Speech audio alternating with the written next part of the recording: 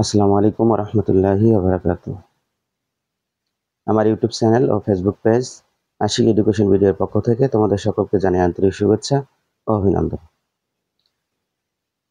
আজকে খুব মজার একটা বিষয় নিয়ে আলোচনা করতে যাচ্ছি। আমরা অনেকেই ইলেকট্রন বিন্যাস করতে গিয়ে অরবিটালের ক্রম নিয়ে খুব চিন্তায় থাকি।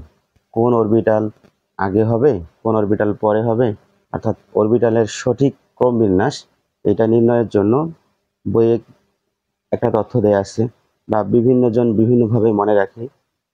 তো সেক্ষেত্রে একটু গোলমাল হয়ে যায়। আমি আজকে চাচ্ছি এমন কিছু দেখাতে যেটা দিয়ে তোমরা ইলেকট্রন বিন্যাস করবা একদম ঝামেলা ছাড়া এবং দ্রুত গতিতে করতে পারবা, কোনটার পর কোনটার ক্রম নিমেষেই বলতে পারবা। চলো তাহলে কথা না বাড়িয়ে ভিডিও শুরু করি। খেয়াল করো, আমরা নবম দশম শ্রেণীর রসায়ন বইয়ের মধ্যে দেখে আসছি যে প্রথম শক্তি স্তরে একটি অরবিটাল, সেটা হলো 1s। দ্বিতীয় শক্তি স্তরে দুটি অরবিটাল 2s 2p। তৃতীয় শক্তি স্তরে তিনটি অরবিটাল 3s 3p 3d। চতুর্থ শক্তি স্তরে চারটি orbital 4s 4p 4d 4f। এভাবে করে এর নিচে যত অরবিটাল গুলো থাকবে সবগুলো চারটি করে অরবিটাল আছে। এগুলো তোমরা চতুর্থ শ্রেণী এগুলো তোমরা তৃতীয় অধ্যায়ে শিখে আসছো, সুতরাং ওই দিকে আমি যাচ্ছি না। এবার এগুলার ক্রম নির্ণয়ের জন্য আমরা তীর নিক্ষেপ করব। সেক্ষেত্রে যেটা করতে হয় সেটা হলো এর পরে আমি যত পর্যন্ত নিব শর্ট একটা একটা করে শর্ট করে আসতে হবে। যেমন এবার ধরো আমি যদি 7s পর্যন্ত যাই তাহলে এটাকে এভাবে লিখতে হবে 5s 5p 5d, একটা কম নিতে হবে। এরপরে 6s 6p, এখানে আরেকটা কম নিতে হবে অরবিটাল, এবং শেষে এসে হবে 7s। এখন এগুলোকে যদি তীর নিক্ষেপ করি কোনাকুনি, তাহলে এটা তীর যাবে একটা দিয়ে, এটাও যাবে একটা দিয়ে, এটা যাবে দুইটা দিয়ে, এটা যাবে দুইটা দিয়ে, এইটা যাবে তিনটা দিয়ে, এইটা যাবে তিনটা দিয়ে, এইটা যাবে এই চারটা দিয়ে। এখন এখানে সঠিক ক্রমের নিয়ম হলো প্রথম যে তীরের মাথা যেখান থেকে আসবে সেখান থেকে শুরু করব, আবার পিছনে যাব, আবার ওখান থেকে শুরু করে এখানে আসবো, আবার পিছনে যাব, আবার ওখান থেকে শুরু করে এখানে আসবো, শেষ মাথা আসবো, আবার পিছনে যাব। এইভাবে ক্রমান্বয়ে লিখতে হবে। যেমন এখানে হচ্ছে 1s, তারপরে 2s, তারপর হচ্ছে 2p, তারপর হলো 3s, তারপর হচ্ছে 3p, তারপর 4s, এরপর 3d, তারপর হচ্ছে 4p 5s 4d 5p 6s,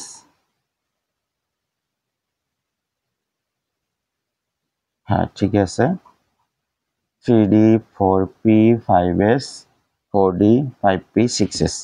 এরপরে হচ্ছে 4f 4f 5d 6p 7s। এভাবে করে তীর নিক্ষেপ করার পরে তখন আমরা এই অরবিটালের ক্রমগুলো লিখতে পারবো। এছাড়া আরেকটা বুদ্ধি আছে,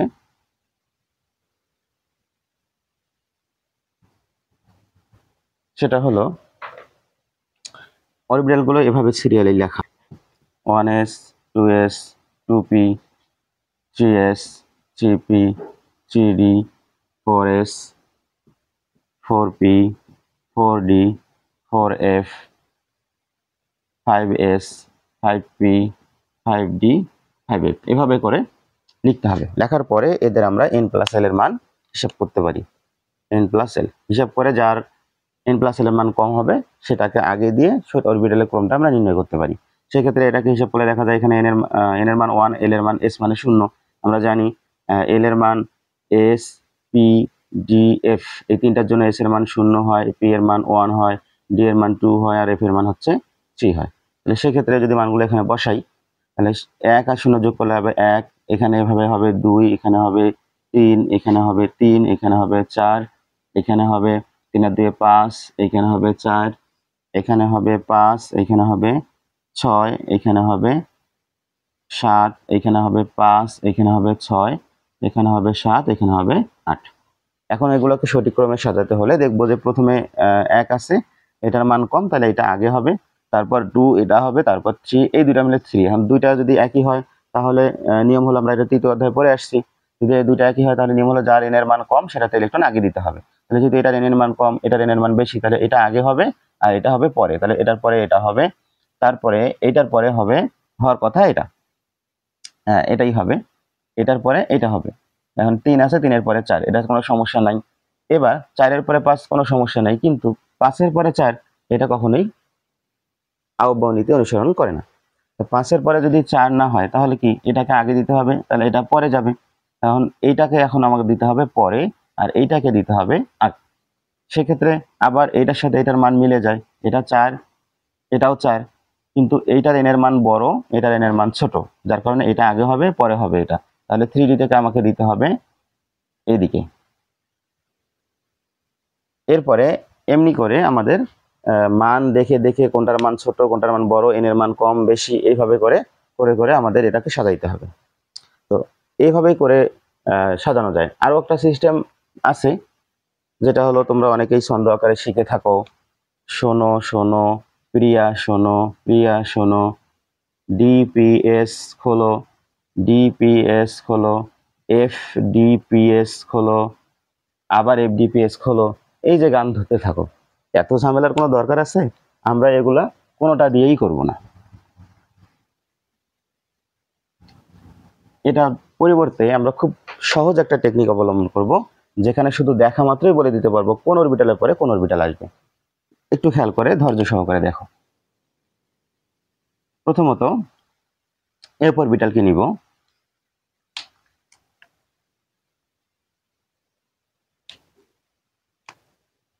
তারপর ডি, তারপর পি, এবং তারপর হচ্ছে এস।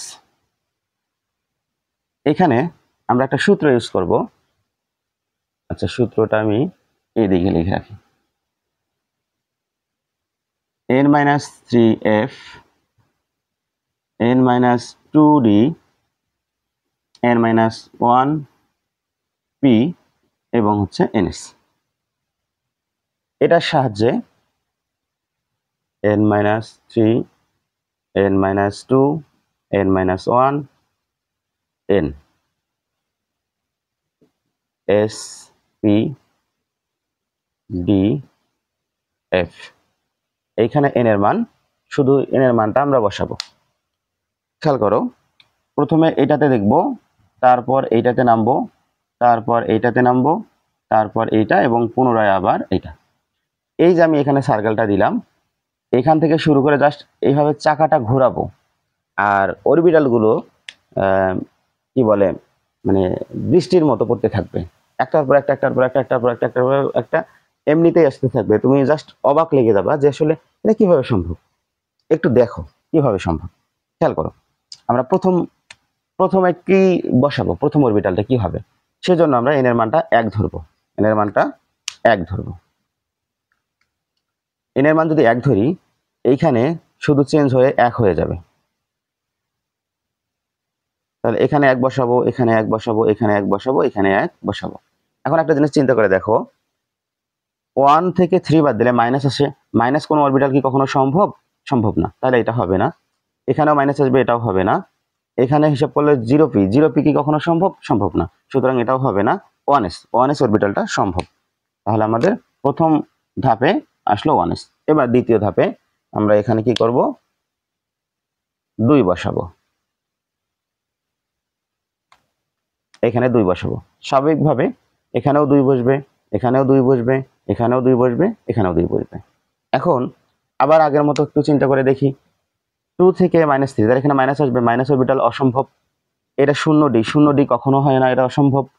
এখানে হিসাব করলে 1p, 1p তো সম্ভব না, কারণ প্রথম শক্তি স্তরে শুধুমাত্র একটি অরবিটাল আছে 1s, 1p সম্ভব না। আবার কেন সম্ভব না এটা নিয়েও আমি ভিডিও ইনশাআল্লাহ দিব। তৃতীয় অধ্যায়ে আলোচনা করে হয়তোবা তোমরা তৃতীয় অধ্যায়ে সবাই জেনে আসছো যে আসলে এটার 1p অসম্ভব কেন। কারণ আমরা জানি যে n এবং এল, এই দুইটার মান কখনোই সমান হয় না। যখন আমরা 1p লিখব তখন n এর মানও 1 হবে, l এর মানও 1 হবে, কারণ p মানে হচ্ছে l এর মান 1, একটু আগে আমি লিখছিলাম। তো যখন এরকম হবে তখন ওই অরবিটালটা অসম্ভব, সুতরাং 1p অরবিটালটা সম্ভব নয়। 1p সম্ভব না হলে 2s তো সম্ভব, 2s যেহেতু সম্ভব তাহলে এরপরে হবে 2s। আশা করি বুঝছো। এবার দেখো, এরপরে আমরা n এর মান কি বসাবো, 3 বসাবো। n এর মান আমরা 3 বসাবো। খেয়াল করো, এখানে 3, এখানে 3, এখানে 3, এখানে 3। এবার দেখো আগের মতোই এখান থেকে এখানে হিসাব করলে 0 হচ্ছে, 0 অসম্ভব। এখানে আছে 1d, 1d তো সম্ভব না, 1p যদি সম্ভব না হয়, d হলে তো n এর মান আরো বেশি হয়ে যাচ্ছে, l এর মান n এর মানের থেকে l এর মানটা আরো বেশি হয়ে যাচ্ছে, সুতরাং এটাও সম্ভব না। তাহলে এটাতে দেখি 3 থেকে 1 বলে 2p, হ্যাঁ 2p টা সম্ভব, 2p টা সম্ভব, তাহলে 2p। এরপরে আসো 3s, হ্যাঁ 3s সম্ভব, তাহলে এরপরে হবে 3s। এবার দেখো আমরা এখানে n এর মান 4 বসাবো। এভাবে করে সিরিয়ালে যাইতে থাকতে হবে। একবার শুধু হিসাব করবা খাতা কলমে, তারপরে মুখে মুখে হিসাব করবা, আর কিছু করতে হবে না। দেখো এখানে দিলাম 4, এখানে 4, এখানে 4, এখানে 4। দেখো 4 এর থেকে 3 বাদ দিলে 1f, 1p যেখানে সম্ভব না তাহলে 1d সম্ভব না, তাহলে 1f কি সম্ভব হবে না, 1f টা সম্ভব না, অসম্ভব। 2d তো নাই, দ্বিতীয় শক্তি স্তরে d নাই, কেন নাই, কারণ ওই যে একই সিস্টেম, 2d যদি করি তাহলে n এর মানও 2 হচ্ছে, l এর মানও 2 হচ্ছে, আর একই মান হলে এটা তো আর সম্ভব না, n প্লাস n আর l এর মান কখনোই সমান হয় না, তাহলে সুতরাং এই 2d হবে না। তাহলে এখানে আসলে 3p, হ্যাঁ 3p সম্ভব, তাহলে আমি এখানে লিখবো 3p।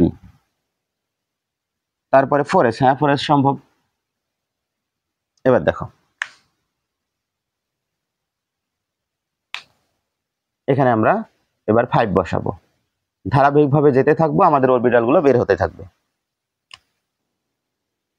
5 বসাইলাম, তাহলে এখানে 5, এখানে 5, এখানে 5, এখানে 5। এখন দেখো 5 থেকে 3 বদলে 2f অসম্ভব, এটা সম্ভব না। 3d, হ্যাঁ এটা সম্ভব, 3d সম্ভব। তারপরে 4p, হ্যাঁ সম্ভব। তারপরে 5s সম্ভব। দেখো আমাদের কিন্তু এখন হিসাব করা লাগলো না, আমাদের এই যে 4s টা আগে ছিল, 3d পরে ছিল, এমনি কিন্তু বের হয়ে আসলো। এবার দেখো শুধু মজায় দেখো, 6 নিলাম, খেয়াল করো, তাহলে এখানে 6 থেকে 3 বাদ দিলে 3f অসম্ভব, 6 থেকে 4 বাদ দিলে 2 বাদ দিলে হবে 4d, হ্যাঁ এটা সম্ভব। 6 থেকে 1 বাদ দিলে 5p, হ্যাঁ সম্ভব। 6s সম্ভব। এভাবে করে তুমি শুধু এখানে একটার পর একটা বসাইতে থাকবা, আর এখানে তোমার অরবিটাল বের হতেই থাকবে, একটার পর একটা বসাইতে থাকবা, অরবিটাল বের হতেই থাকবে, শুধু মজায় মজা। দেখবা এইভাবে অনায়াসে তুমি যে কোনো, শুধু এটা না, যদি 100-এর অধিক হয়, 1000-এর অধিক হয় অরবিটাল তুমি বের করতে পারবা। দেখো এখন আমরা এইখানে কিভাবে করব।